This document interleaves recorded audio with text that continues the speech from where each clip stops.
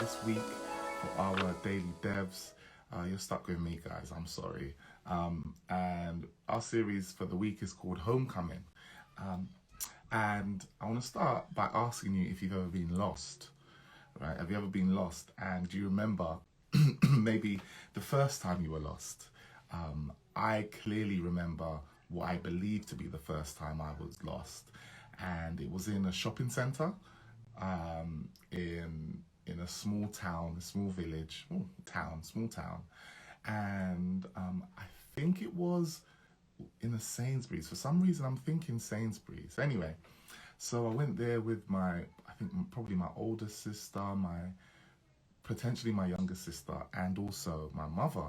And we went to Sainsbury's, and everything was going so well. Everything was going so fine and dandy. I was having a whale of a time, in fact, really enjoying myself.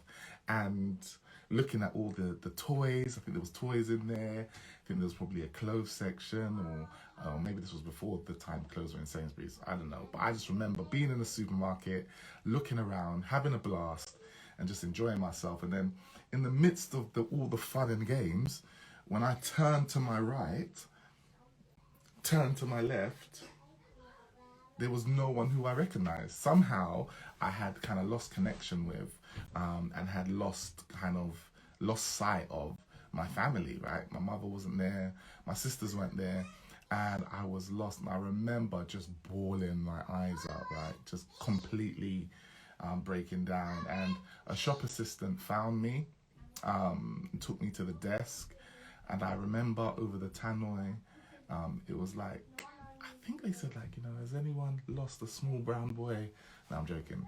It was way too politically incorrect to say that.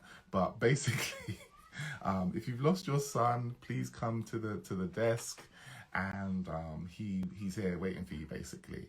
And my mum came along, and we were reunited, and all was well. And probably I was picked on by my big sister for wandering off, because that's just how big sisters are, right? And I remember that experience. And again, I must have been only about, oof, maybe 5 or 6. Maybe, I'm going to say younger, because 5 or 6 suggests, like, why were you crying like a baby? But, so I'm going to say I was 2. No, I'm joking. I was probably around 5 or 6. And I lost sight of my mom and my sisters. And it was a traumatic experience. And being lost or getting lost, having that experience of being lost, it's not a nice feeling. And I guess we get lost for a number of reasons. And I think usually the kind of, there typically can be some of those similarities to those experiences of getting lost. One tends to be generally this idea of maybe we ignored instructions, right? That's a real easy way for us to get lost. We ignore instructions that have been given to us, and so because of that, we forget which way did they say to turn at the oak tree, or what was I meant to do? Turn around 3 times, click my heels together. What was the instruction? So sometimes we forget the instructions, or we don't take heed of the instructions, or we simply ignore the instructions, and that can really lead us to get lost. Other times it can be a sense of adventure, like it's not necessarily that we forgot the instructions, but we just decide that, okay, actually, wouldn't it be more fun if I wander off in a different direction from the instructions suggested, right? And so because that sense of adventure, that sense of fun, or that sense of mischievousness, you just kind of decide to go a different direction, and that you can end up being lost in that way, right? And then another way you can be lost is simply by, I guess, losing sight of the guide, or the person who you are with, who knows the way, right? Letting go of their hand, or simply becoming detached in some way from that person, can also cause you to end up being lost. And I kind of think it was a combination of all three that brought Adam and Eve to the situation in their life where they found themselves lost, right? Where they found themselves wandering in this idyllic, Edenic garden, because simply they ended up losing their way. They didn't follow the instructions that were given to them by God right at the beginning. They probably had this sense of adventure, like what's going to happen if I do eat this fruit? What happens if I do disobey God? And they also had this feeling or this vibe of, in all of that, they kind of just let go of his hand, let go of the relationship that they had with him. All of those three things could have potentially come together to cause an issue for Adam and Eve. And that's why in Genesis chapter 3, we find ourselves in a situation where they are separated from God. They are lost in effect. They have lost their way. And we know they're lost because God asks the question, where are you? Where are you?